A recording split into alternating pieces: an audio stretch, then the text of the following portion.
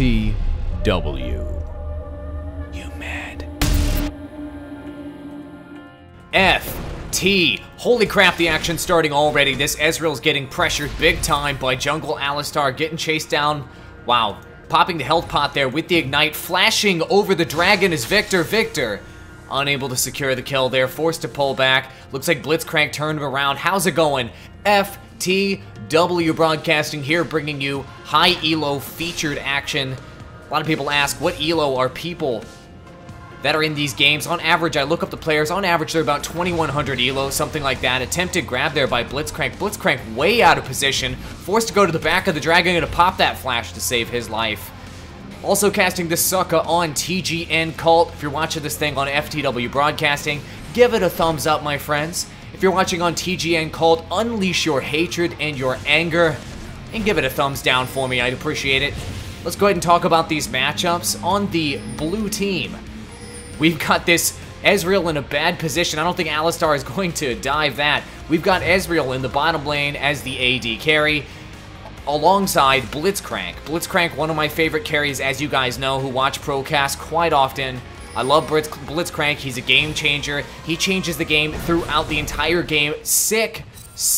Nice job with the arcane shift there, dodging that one. We missed a first blood in the middle lane, so let's check that out. But the Blitzcrank Ezreal combo in the top lane, gonna be fantastic for burst damage. Early aggression is the way to do it, connecting with the Dark Binding, and boom, Victor goes down. Amumu just waiting.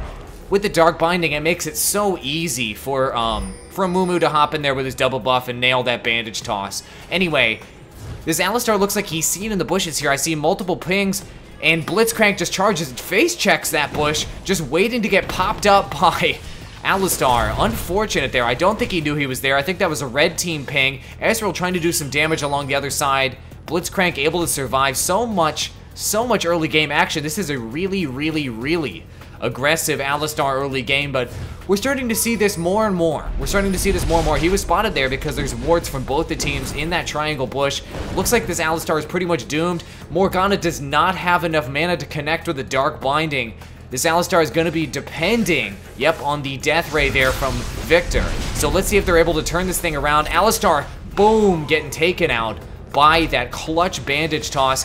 Victor could secure this kill right now, though he probably will. This is a bloodthirsty red team and blue team. Blue team getting especially thirsty right now. Graves, can he secure it on Blitzcrank? No. Ezreal picking up the kill. I just missed it because I was watching the action down low. Looks like Ezreal picked up a kill here in a moment. Let's see if he's able to get... If anybody can pick up this kill right now, it'll be Ezreal. Just one move is all we need from Ez. And boom, there it is, picking up that kill, securing it. Up 3-1 is the blue team. This is craziness right now. It's hard for me to do analysis with all of this aggression. You know, something we're seeing that's becoming more and more popular is floating. In high elo matches, floating is becoming more popular, especially mid floats and AD bottom floats. We're seeing a lot of mids head up to the top lane to assist in ganks up top, and we're seeing a lot of ADs in the bottom lane slide up to that middle lane to assist there. So I like it. It provides us with more action. So in the bottom lane, the matchup that they're up against down there is a Janna Graves combo. Janna Graves, a great combo. Graves, the one AD in this game that doesn't necessarily need a heal and a sustained support on board to get his job done. Obviously, that's because of his passive, which gives him armor and magic resist the longer he's in combat. Because of his passive and because of his scaling into mid-game and mid-late game, I think that Graves still is the best AD in the game, simply because of that sustainability, and, you know, it's almost counterintuitive. All ADs in this game have to play timid. They have to play passive. Graves do not. So anyway, with that Janna shield, Graves can be really dangerous with the bonus armor and damage. However, going to be easily countered by the burst damage of Blitzcrank and Ezreal if they're able to connect on some grabs. So let's see how this shakes out. Amumu headed up to the top lane. Let's talk about this top lane matchup just a little bit. Riven can do pretty well against Akali, especially if you can get some vision wards on board. The missed bandage toss there because of the Matrix-like flash. Riven, one of the hardest champs in the top lane to actually connect with a gank. I don't know if Alistar is going to be able to effectively gank this top lane and how active Alistar is going to want to be ganking this top lane. Riven having 2 fantastic escape mechanisms with the jump, jump, jump of Broken Wings. In addition to the Valor, Alistar is going to have to essentially flash pop up to connect with anything with a solid headbutt right after that. It's going to be tough. It's really going to be tough for Alistar to make anything happen in the top lane. Riven's going to have to make some mistakes. If one bandage toss connects right now, though, Amumu will be able to secure a kill. Here it is. Boom, there's the connect. Can Awall correctly predict this? Yes, he can. Good job, Awall, and fantastic job, Amumu. Amumu in the jungle. How is he going to match up with, say, an Alistar? Personally, I think Amumu is a stronger jungle. I think late game, Alistar can be a huge factor as obviously arguably the best tank in the game. However, I think that Amumu was designed, he really was designed from the ground up to be a jungler. He's got a superior ganking ability with Bandage Toss. He's got amazing sustainability. And of course, arguably, he's got the best ultimate of the game with Curse of the Sad Mummy, Bandage Toss in, AoE everyone, and then Sad Curse of the Mummy to stun the entire team. I really think that between Amumu's CC and his superior ganking ability, he is better than Alistar in the woods. That's my opinion. I think that Alistar right now, given the current meta and given the current balance, Alistar is better suited to be a support bottom. Though he is a viable jungle, he's a better support bottom in my opinion. I feel like Alistar would be better to support this Graves. Connecting with the grab, can Graves get away? Just look how beefy he is. He can take all those hits and still survive. It doesn't matter though. Ezreal able to connect, Ezreal able to secure that kill, flashing into the Power Fist. Highly aggressive, but this is the way you've got to play it against a Janna Graves combo. You can't let yourself get bullied, and you can't let those Janna tornadoes push you out of your own farm. Oh, Matrix dodging that ultimate there from Ezreal. You can't let Janna's tornadoes and Graves' buckshot push you out of the lane and essentially zone you out of farm that is rightfully yours. So highly aggressive Blitzcrank is a good decision. Let's talk about the mid matchup. Between Victor and Morgana, Morgana gonna be the superior mid. There's a reason why Morgana's banned all the time and Victor is not, and that's simply because Morgana has Dark Binding, which is arguably some of the best CC in the game. There's the best ultimate in the game in my opinion. Boom, that's all it takes. A quick little flash into an ultimate, and look at Amumu, he's a freaking ganking master. I love him. But anyway, Morgana, the strongest move Morgana has, in my opinion, Black Shield. I mean, the fact that she's able to prevent moves from actually hitting her is just such an advantage versus any APs in the mid lane. I know it's a very basic commentary there, but really I think that is the #1 factor as to why she's so powerful. Her ultimate can be amazing along with the Zhonya's, but the Black Shield with the clutch saves and also in the laning phase can negate most APs in the game. So anyway, let's see how that matchup happens. I really think that Victor is going to be hard pressed, and clearly he knows it. He's picking up 3 Dorn Rings already. 3 Dorn Rings already because he knows he's in a very tough matchup in this middle lane. Blue team's already up by 5 kills and has a 3k gold advantage at the 9-minute mark. It's pretty gross. Right now, Alistar and Ezreal sort of in a tough position. Janna, what the hell is Janna doing? She just sat there idle during that entire fight. She dropped her shield right on top of Graves, but there was a total lack of support. Of course, in the end, it was an even exchange, because both ADs picked up the kills they needed. I don't know what that Janna was doing. Janna does have the level 1 tornado. The tornado not coming into play, maybe she lagged. I honestly don't know what the hell she was doing there. That was kind of weird, kind of disappointing. Regardless, is this Blitzcrank gonna get aggressive? Janna having to shield herself. Gonna take some creep damage, but nothing too major gonna happen there. Alistar getting caught out of position. Let's see if a Dark Binding can connect here. Dark Binding was on cooldown. That's what initiated that fight. And Victor, one little death ray will take him out. Victor picking up the kill on Morgana. Victor needed that, but now this Amumu is starting to beast. Amumu with 3 kills, Ezreal with 3 kills as well. You don't want Amumu to get fed, and I've said it before and I'll say it again, the last champ in the game other than Master Yi that you want to get fed is Ezreal. He snowballs like a beast, ultimating to save her own life, but it's just not going to work out. Ezreal, no, not securing the kill, blowing the Summoner skill heal to save herself there. Excellent choice. Nice job connecting on the tornado. But this aggression from Ezreal and Blitzcrank in the bottom lane is working out pretty well. Let's take a look at their farm.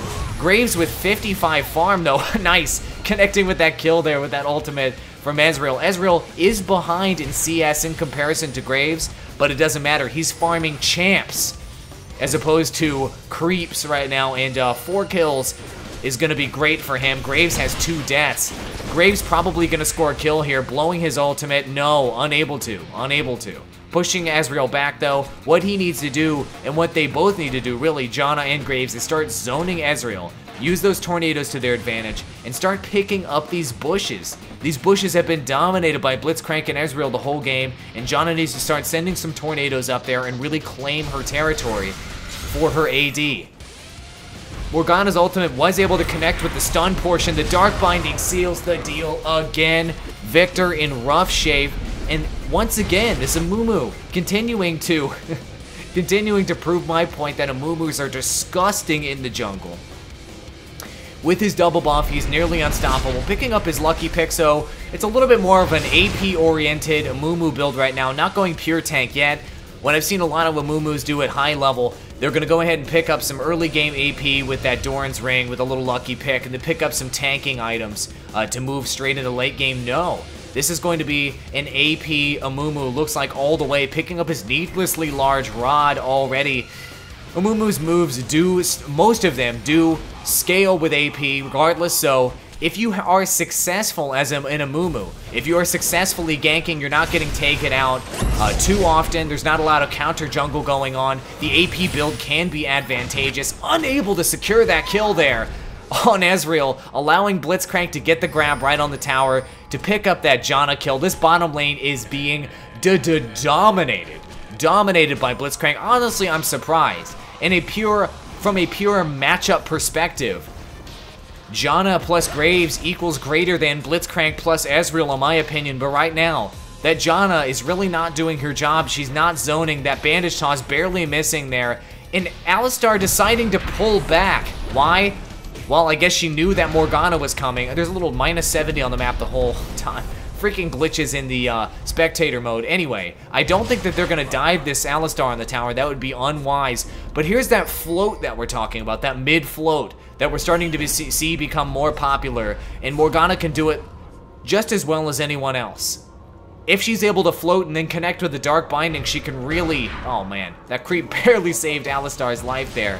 But regardless, here comes Victor for some collateral damage. The mana shield, or I'm sorry, the black shield really coming into play, connecting with the ultimate again on Victor, flashing into the Baron so that Amumu could pick up the kill. Amumu in a tough spot, but it doesn't matter. Look at this Riven with the jump, flash, Kai burst into the ultimate, hopping into the situation, passive all filled up. The ultimate beefing up the attack damage of this Riven, just eager to get a kill. I think he's going to be able to secure one on this Akali. No, securing one on Janna instead because Morgana's assist. Now this Akali's in terrible shape. I think that they should just straight up dive this. But if Akali goes into stealth mode, if you will, on the tower, it could equal a mistake. So waiting for the creeps to come in. This Akali's more or less just biding his time. He is stealthed. If he's able to sort of bait here and get the tower to target, maybe he can secure a kill. Yes, turning it around to Morgana. Boom! Nice job securing that securing the kill with the ultimate. But of course, Riven there to pick up the pieces, to clean up the mess. This blue team is way out on top. Right now. And why? The question is why? It's the superior ganks from Amumu are snowballing that top lane, are snowballing the mid lane, and really the bottom lane is just handling itself. Blitzcrank doing a fantastic job supporting this Ezreal, and really we're not seeing any advantage being pressed in any of the positions from the red team right now. They really need to pull it together. So I think what the red team needs to do is hole up, work on being defensive, and work on getting their Graves fed as hell. If this Graves gets a little out of control, if he starts getting towards 150 CS once we get towards the 20-minute mark, he can start really making a difference in these team fights. However, they cannot let him die anymore, and this Blitzcrank and Ezreal are keeping him zoned. We are seeing a Vision Ward here in the Triangle Bush to prevent any more ganks, any more of those really effective Amumu ganks. That's a really nice move and a really good decision by this Janna. This is what we like to see. This is what we normally see with the Janna, right? Janna dominating the bottom bush, pushing the other team against their own tower. The X factor in the situation, of course, is pushing Blitzcrank against his own tower, gives him the chance to pull you into it. That's why Blitzcrank, a lot of people think that Blitzcrank, there's no real way to balance him or to fix him.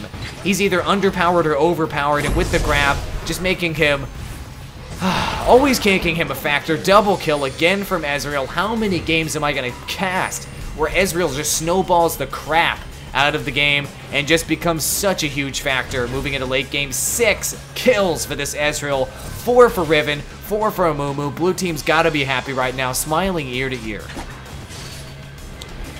Alright guys, folks out there watching the cast that are 2,000 plus ELO, if you've recorded any games using ELO Replay, I can cast them, and we can cast them on our Procast series. Send them to ftwbroadcasting@gmail.com. We only want 2,000 plus ELO games, and we need them to be June 2012 or more recent. Why? Because replays from June through 2012 forward are compatible with spectator mode.